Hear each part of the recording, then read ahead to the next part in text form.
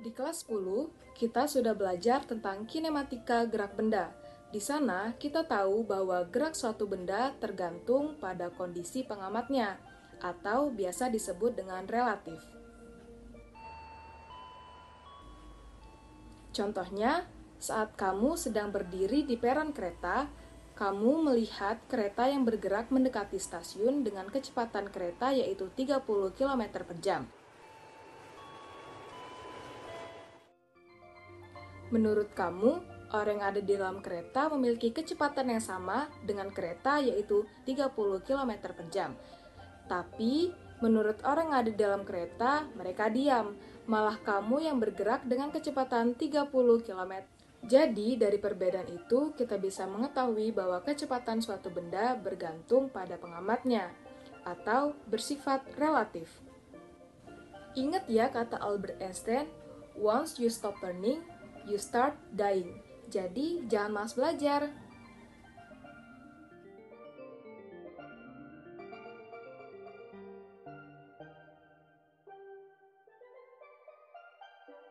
Assalamualaikum warahmatullahi wabarakatuh.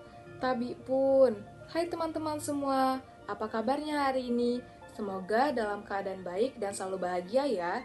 Kali ini kita akan belajar tentang konsep relativitas khusus. Sebelum belajar, ada baiknya kita berdoa dulu loh. Berdoa, mulai.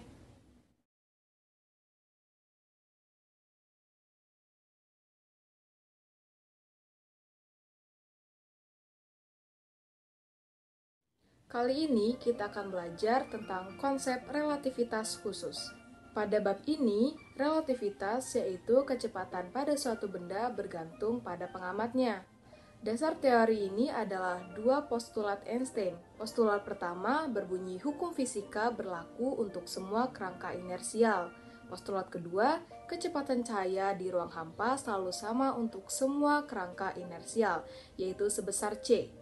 C bernilai 299.792.458 meter per second atau 3 kali 10 pangkat 8 meter per second. Kita tahu kalau kecepatan itu jarak dibagi waktu. Kalau kecepatan cahaya selalu konstan untuk semua pengamat, berarti ada dua variabel yang bakal berubah untuk masing-masing pengamat, yaitu jarak dan waktu. Dan yang akan terjadi adalah panjang atau jarak antara dua buah titik akan terukur berbeda untuk dua pengamat yang bergerak dengan kecepatan yang berbeda. Inilah yang disebut dengan kontraksi panjang. Pada bab ini, konsep relativitas dibagi 4. Yang pertama, relativitas Newton. Yang kedua, transformasi Galileo. Yang ketiga, percobaan Michelson dan Morley. Yang keempat, postulat Einstein.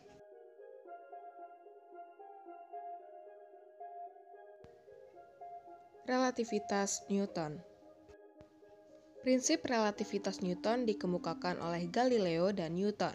Prinsip ini menyatakan bahwa hukum-hukum mekanika berlaku sama pada semua kerangka acuan inersia. Kerangka acuan inersia yaitu suatu kerangka acuan yang berada dalam keadaan diam atau bergerak terhadap acuan lainnya dengan kecepatan konstan pada suatu garis lurus.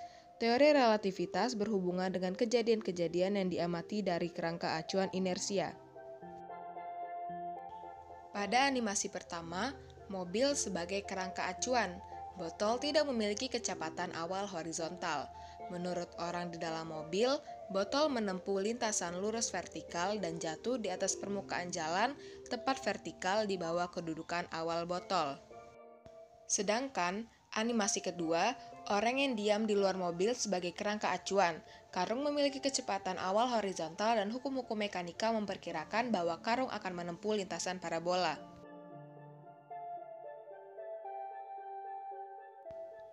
Transformasi Galileo. Agus adalah teman kamu, dan dia baru saja datang dari kota bumi.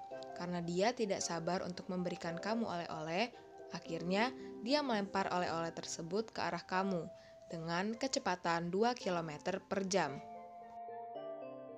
Menurut kamu yang ada di luar kereta, oleh-oleh itu akan bergerak dengan kecepatan 30 km per jam ditambah 2 km per jam, yaitu 32 km per jam.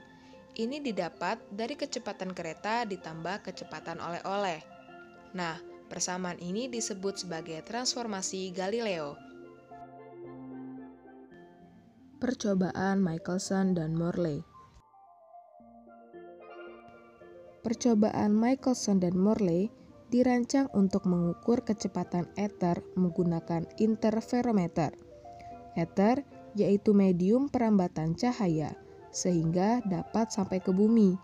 Michelson dan Morley mengamati pola interferensi yang terjadi. Jika ether itu ada, akan terjadi pergeseran pola interferensi. Hasilnya menunjukkan bahwa cahaya dalam arah tegak lurus tidak ada perbedaan. Jadi, anggapan bahwa bumi bergerak terhadap ether itu tidak benar. Sebaliknya, jika ether diasumsikan bergerak bersama-sama dengan bumi, maka tidak sesuai kenyataan. Menurut Bradley, untuk dapat melihat bintang yang berada di atas kepala dengan satu teropong dengan sudut A terhadap arah gerak bumi, sehingga tan A sama dengan V per C. Kesimpulan dari percobaan Michelson dan Morley sebagai berikut. Yang pertama, ether tidak ada. Yang kedua, cahaya merambat tanpa menggunakan medium. Dan yang ketiga, kecepatan cahaya sama besar dalam segala arah dan tidak tergantung dari kerangka acuan pengamat. Postulat Einstein. Andaikan ether itu ada, ether dapat dijadikan sebagai kerangka acuan yang tetap. Karena ether tidak ada, kerangka acuan universal juga tidak ada. Terkait dengan konsep ketiadaan ether pada tahun 1905, Einstein mengemukakan teori relativitasnya.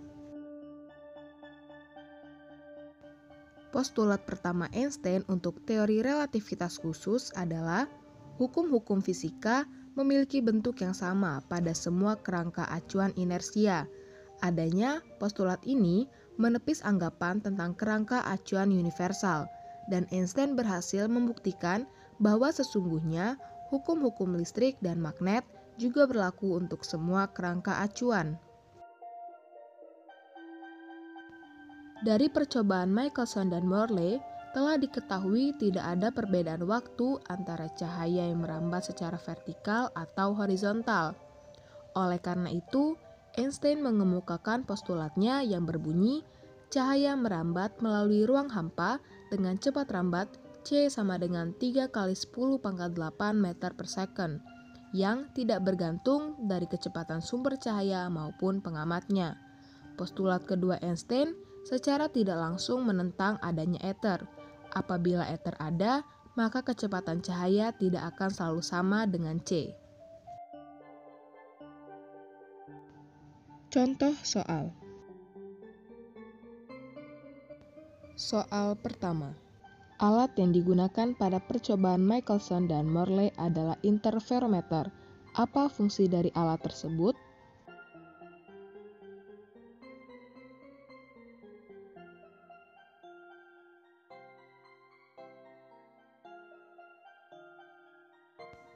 Jawabannya adalah memisahkan seberkas cahaya menjadi dua bagian, lalu menggabungkan kembali bagian-bagian tersebut untuk membentuk pola interferensi.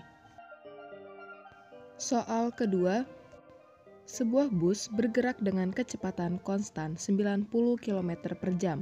Di dalam bus tersebut seorang konduktur berjalan dengan kecepatan 1 km per jam, searah dengan gerak bus. Hitunglah kecepatan gerak konduktur menurut orang yang diam di tepi jalan.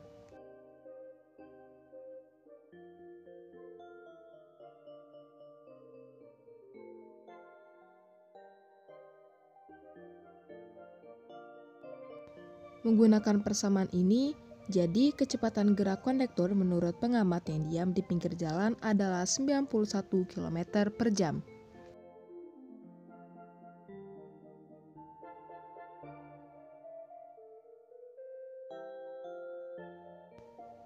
Sebuah pesawat antariksa bergerak dengan kelajuan 0,2 C relatif terhadap pengamat di bumi. Seorang astronot di dalam pesawat antariksa tersebut menembakkan partikel searah dengan arah gerak pesawat dengan kecepatan 0,3 C relatif terhadap astronot. Kecepatan partikel menurut pengamat di bumi secara relativistik adalah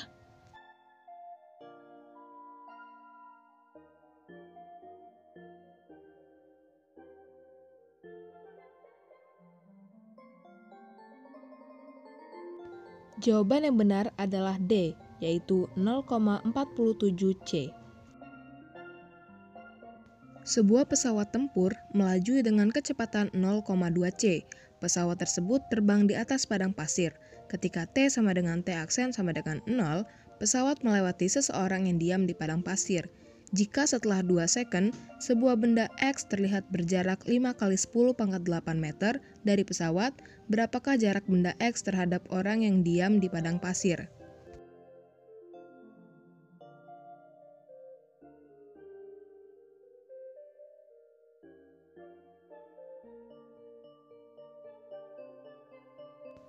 Jawaban yang benar adalah A, 6,1 kali 10 pangkat 8. Teori relativitas khusus ini memang tidak begitu terasa pada kecepatan yang relatif rendah, seperti yang kita alami sehari-hari. Namun di kecepatan yang sangat tinggi mendekati kecepatan cahaya, fenomena ini berlaku. Contohnya di teknologi GPS. Satelit yang digunakan untuk GPS ini bergerak dengan kecepatan tinggi sekali di orbit, sampai 10.000 km per jam. Untuk memberi perhitungan akurat diperlukan teori relativitas khusus ini. Jika tidak, kita akan tersesat. Kesimpulannya adalah seperti GPS yang menggunakan teori relativitas khusus pada penghitungannya, yakni berarti fisika sangat dekat dengan kehidupan kita.